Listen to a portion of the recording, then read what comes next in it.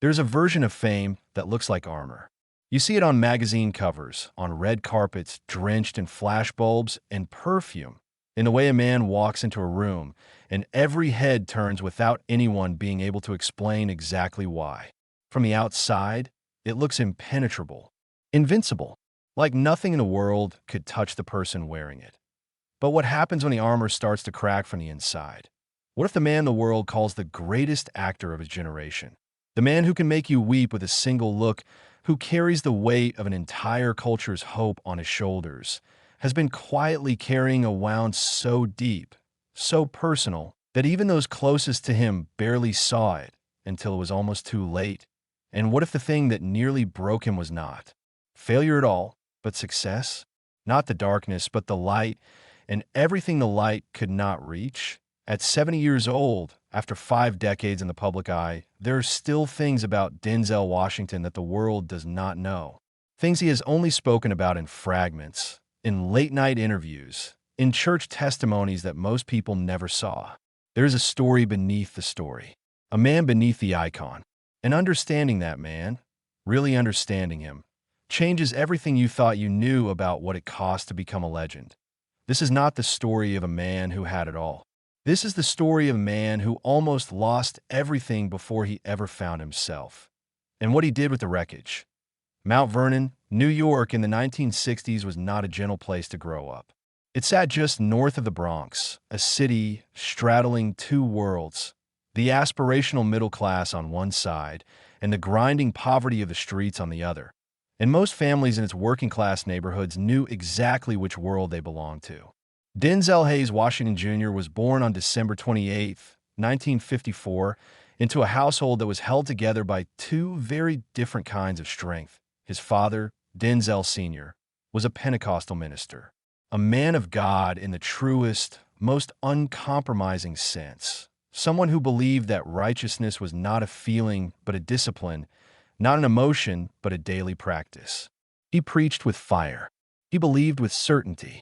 And he ran his home with the quiet authority of a man who had given his life over to something larger than himself. In another life, that kind of father might have been a source of warmth. But in the Washington home, faith and distance often wore the same face. His mother, Linus, was different in every way that mattered. She ran a beauty parlor in Yonkers, a woman of fierce practicality and enormous ambition, not just for herself, but for her children. She was the kind of mother who told you exactly what she expected and meant every word of it. She was not soft, but she was present. She was not always gentle, but she was real. Between these two powerful, complicated people, young Denzel grew up learning very early that love and expectation were often the same thing. That to be loved was to be pushed, to be seen was to be judged, and that the safest way to survive in any room was to become exactly what that room needed you to be. He was a performer before he ever set foot on a stage. He had to be. The neighborhood gave him other lessons too. Mount Vernon in the 60s and 70s was alive with music and danger and ambition in equal measure. Boys he grew up with made choices that sent them in very different directions, some upward, some into prison, some into early graves. Denzel watched all of it with those enormous, ancient eyes of his. He absorbed everything. He stored it somewhere deep. When he was 14 years old, his parents divorced. That is the sentence that changes the whole story. Not just for what it meant, the separation of a family, the fracture of a household, but for the specific, particular way it happened. His mother made a decision that would define the next decade of his life. She sent him away, not out of cruelty. She would tell you that, and you would believe her. She sent him to the Oakland Military Academy, then later to Fordham University's preparatory school, because she knew, with the bone-deep knowing of a woman who had watched too many boys from too many neighborhoods disappear into the streets, that her son needed structure. That without it, the city would eat him alive. But the boy who boarded that bus did not understand the reasoning. He just knew that his home had shattered, and then he had been sent away from the pieces. And there's a particular kind of loneliness that comes from being removed from your own pain, from being told, essentially, that the best thing for you is to not be where you are. is the loneliness of a child who learns to become self-sufficient not because he wants to, but because there is no other available option. That he carried that loneliness like a stone in his chest for years. The defining wound did not announce itself dramatically. It did not come with a thunderclap or a collapse. It crept in slowly, the way cold gets into old houses, through the cracks, through the gaps, through all the places where warmth should have been, but wasn't done at Fordham University, where he enrolled as an undergraduate intending to study medicine. Denzel Washington was adrift in a way that very few people knew how to see. He was charming. He was athletic. He was quick and funny and magnetic in the way that certain people simply are, the kind of person who fills a room without trying. But beneath all of that was a young man who had no real idea who he was or what he was supposed to do with his life. He changed his major multiple times. He nearly dropped out. He spent a summer working at a YMCA camp in Connecticut, and it was there, in the most unlikely of settings, surrounded by children and pine trees and the particular stillness of summer that asks you nothing, that something shifted in him. He directed a camp talent show. He stood in front of people and organized chaos into something that resembled art. And for the first time in his memory, he felt something that was not loneliness or performance or obligation, that he felt like himself. But the wound underneath had not healed. It had simply gone quiet. And wounds that go quiet have a way of speaking up at the worst possible moments. The darkest chapter came not at the beginning, when he was poor and unknown and the future was uncertain. The darkest chapter came later, when he was already famous, already decorated, already the man the whole world thought they knew. And that is what made it so brutal. The discovery that success is not the same as safety, that recognition is not the same as peace, that you can have everything the world says you should want and still wake up at 3 a.m. with your heart in your throat and your hands shaking and no language for what is wrong, that I in the late 1980s and early 1990s. Denzel Washington's career exploded with a ferocity that surprised everyone, including him. He had already received critical attention for his role in the television series St. Elsewhere. But it was Cry Freedom in 1987, and then the staggering, seismic performance in Glory in 1989 that changed everything. He won the Academy Award for Best Supporting Actor in 1990. He stood on that stage in his tuxedo and smiled, and the world looked at him and saw a rival.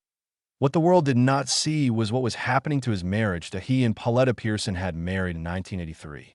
They had met years before on the set of a television movie, and there had been something between them from the very beginning, a recognition, a resonance, something that felt chosen rather than accidental. She was talented and grounded and deeply rooted in her own sense of self. And in the early years of their marriage, that groundedness was the counterweight to his ambition. But fame does something to the gravity in a relationship. It bends it, distorts it, makes the ordinary things strange and the strange things ordinary. And Denzel, by his own admission years later, was not always the husband he should have been. He was consumed by work, intoxicated by the world opening up around him, pulled in 1,000 directions by a life that seemed to expand endlessly outward, while the most important things, the quiet things, the ones that don't photograph well, began to fade. He has never given precise details about this period. That is a privacy he and Pauletta have guarded fiercely and deserve to keep. But he has spoken enough, in enough different conversations over the years, for the outline to be clear. There was a time when his marriage nearly did not survive. When the man everyone was celebrating was simultaneously dismantling the most important thing he had ever built. When the boy who had been sent away from his shattered home was, without fully realizing it, beginning to shatter his own, that he has spoken about drinking during this period. Not with the dramatic language of crisis, but with the honest, matter-of-fact acknowledgement of a man who knows exactly what he was doing and is not interested in softening it for an audience. He was numbing something. He was keeping something at bay that he was not sure he deserved the life he was living. That is the thing no one talks about. Not the drinking, not the distance in the marriage. Underneath all of it was something quieter and more corrosive, the feeling that he was a fraud, that the awards were for a version of himself he had constructed, not discovered. That the real Denzel, the boy from Mount Vernon who had been sent away, the teenager who had felt invisible in his own family, the young man who had drifted through his early 20s without direction or purpose, that boy did not deserve any of this. And that one day, someone would notice. He was standing at the edge of something, and then the phone rang. Or rather, the voice returned. The one he had been raised to hear, the one his father had spoken about from the pulpit, the one that had been waiting patiently in the background of his life like a melody he kept almost hearing. It came, of all places, in a church. The West Angeles Church of God in Christ in Los Angeles, where a prophet, a man of faith who Denzel had never met, walked up to him during a service in 1975 and told him something that would not make sense for years. The prophet said that one day he would speak to millions of people, that God had a plan for him, that he should not be afraid of the call. For a long time, that memory sat in him like a seed in dry soil, necessary but dormant, waiting when things were their most broken, when a marriage was strained and the drinking was real and the success felt hollow in ways he could not fully articulate. That memory came back. Not dramatically, not in a vision or a thunderclap, just quietly, the way certain things come back when you're finally still enough to hear them. He went back to his faith, not as a performance, not as a public statement. Privately, personally, in the way that a man kneels alone in a room with no audience and no photographer and no one watching and simply asks for help. He recommitted to his marriage. He recommitted to the church. He began to understand that the gifts he had been given, the voice, the presence, the capacity to make people feel something real, were not things he had earned. They were things he had been entrusted with. That shift, that quiet, seismic shift, that is what the world never saw. His first major breakthrough had actually come years earlier, in a moment that deserves to be seen clearly. In 1981, he joined the cast of St. Elsewhere, the groundbreaking medical drama that ran for 6 years and gave him something invaluable: time. Time to learn the craft slowly, to fail in ways that didn't cost him everything, to figure out who Dr. Philip Chandler was, and in doing so, figure out who Denzel Washington was. There's a particular quality in his early work on that show, a watchfulness, a stillness, an intelligence behind the eyes that distinguished him from everyone around him even then. He was not yet the actor he would become, but you could already see the shape of what was forming. It was like watching a cathedral in its early stages of construction. The scaffolding still visible, the full scale not yet apparent, but the intention unmistakable. When he left St. Elsewhere and moved into film, that foundation held him. It gave him the discipline to approach every role with the seriousness of a craftsman rather than the ego of a star. It is why, when he walked onto the set of Glory in 1989 and played Private Trip, a freed slave turned Union soldier, a man carrying centuries of American rage and grief in his body, he did not just perform the role. He inhabited it. He let it break him open. The scene where he is flogged, a single tear running down his face, his jaw set, his eyes holding something that is not anger and not sorrow, but the unbearable combination of both, dignified fury, the kind that comes from a person who refuses to be reduced, even in the moment of their own humiliation. That scene stopped audiences cold. Because it was not acting, it was truth. The rise that followed was extraordinary by any measure. Malcolm X in 1992, Philadelphia in 1993, The Pelican Brief, Crimson Tide. He became the rare actor who could open a film, who could put people in seats on the basis of his name alone, while still being taken seriously as an artist. The combination was and remains almost unheard of in the history of Hollywood. And then came Training Day in 2001. Alonzo Harris, the corrupt detective, the monster in the machine, the role that required him to become, for the first time in his career, genuinely terrifying, to take all of that gravitational warmth that audiences trusted and turn it inside out, weaponize it, make it the very thing that made the villain so dangerous that he won his second Academy Award. Best Actor this time. And in his acceptance speech, he did something that was entirely him. He deflected. He laughed. He said he was going to thank God, and then he was going to thank his mother because, and this is the part that caught everyone, His mother was there, watching, having sacrificed so much for a boy she once had to send away in order to save. There are no accidents in a story like this. Only patterns that reveal themselves slowly. The years that followed brought their own complications.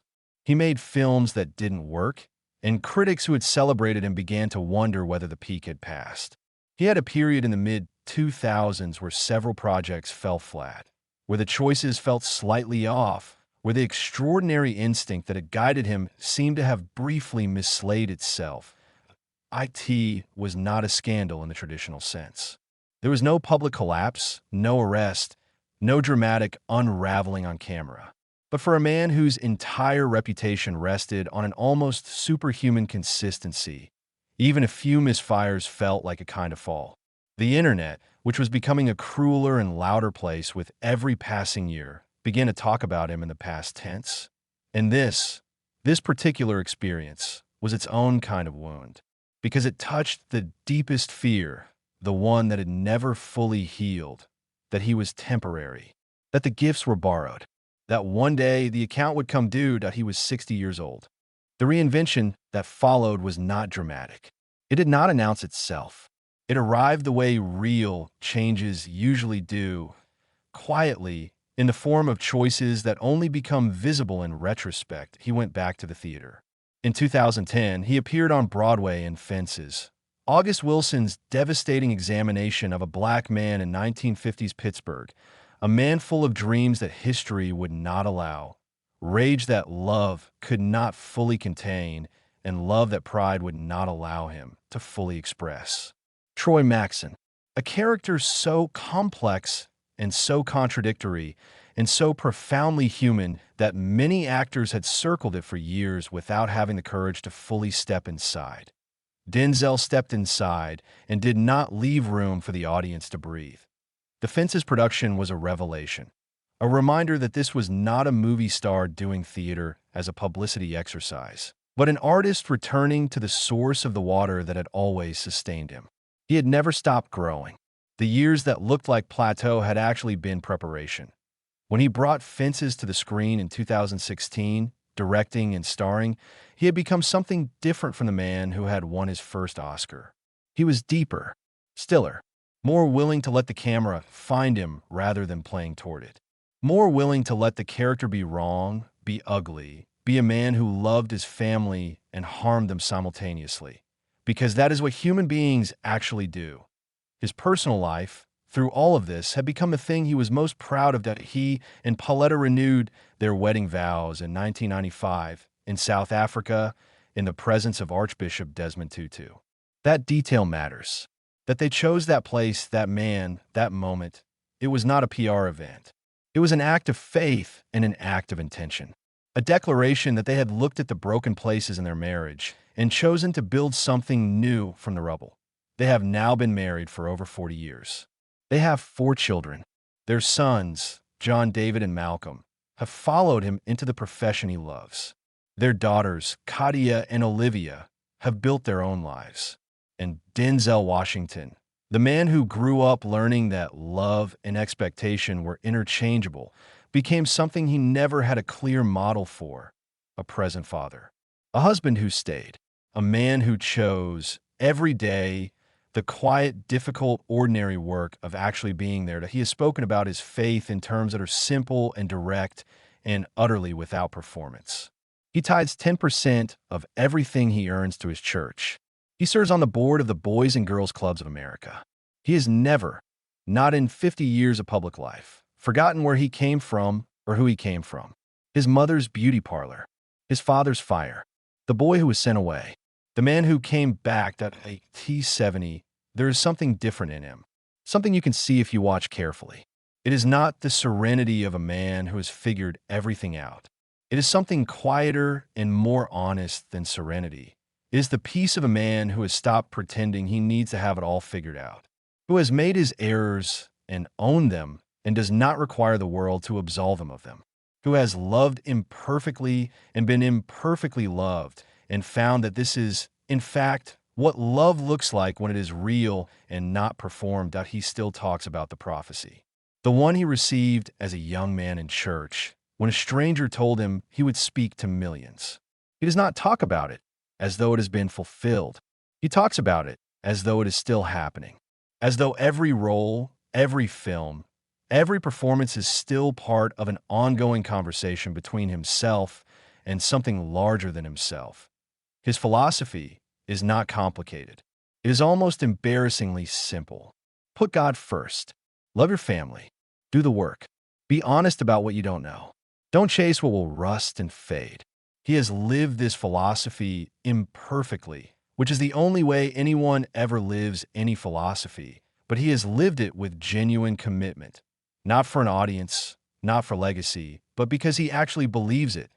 There's a line he has said in various forms in various places over the years that cuts to the core of him. He has said that the most important thing he has learned is the difference between what you want and what you are called to. That wanting is easy. Everyone wants things. The wanting never stops. But calling is different. Calling costs you something. Calling asks you to be bigger than your fear and smaller than your ego simultaneously. Calling does not feel like glory. It feels like responsibility. He is 70 years old. He has been in this business for more than 5 decades. He has held the highest awards the industry can bestow. He has played kings and criminals, heroes and monsters, prophets and frauds. And he is still learning, still going deeper, still refusing to believe he has arrived anywhere except where he is right now. Now let me speak directly to you, because this story is not really about him. It is about something you already know. You know what it is to wear armor, to present a version of yourself that can handle what is coming, even when the real version, the one underneath, the one from the early years, the one that remembers being sent away or left behind or overlooked, is much more fragile than anyone sees. You know what it is to succeed at something and feel, in the middle of the celebration, that you are somehow still not enough. That the applause is for someone you have invented rather than someone you actually are. You know what it is to stand at the edge of the thing you almost destroyed. Your marriage, your health, your relationship with your own sense of worth. You know the particular loneliness of that edge. And if you do not know it yet, you will. Because this is what becoming a human being actually costs. This is the curriculum that none of us signed up for and all of us are enrolled in. What Denzel Washington's story teaches, not as a lesson, not as a moral, but as a lived reality, is that the wound and the gift are not separate things. The boy who was sent away became the man who could play exile, longing, dignity, and rage with terrifying authenticity, because he had felt all of those things in his body before he ever stepped in front of camera. The marriage that nearly broke became the love he is most proud of. The faith that felt like his father's thing, imposed and distant, became his own, held in his own hands, on his own terms. Think about the beauty parlor his mother ran in Yonkers. That small, humming, fragrant place where women came to be seen and tended to and made to feel worthy of care. That was his first education. That was where he learned that transformation is possible, that identity is something you shape and tend and return to, that the act of showing up and sitting down and allowing yourself to be worked on is not weakness, but courage. He has spent his whole life returning to that truth. Every role a chair to sit in, every performance an act of letting himself be seen, every year of marriage an act of continuing to show up even when it would have been easier to leave. You're sitting in a chair right now. Something in this story found you today, and it is not an accident. So here's the question, not a comfortable one, not one that wraps up neatly. What are you wearing armor against? What wound have you sent away to a safer location rather than sitting with? What is the thing in your life that has nearly broken you that you have not yet allowed to teach you what it came to teach? Denzel Washington at 70 is still asking himself these questions, still kneeling in rooms with no audience, still choosing every morning the harder and truer thing. What are you choosing?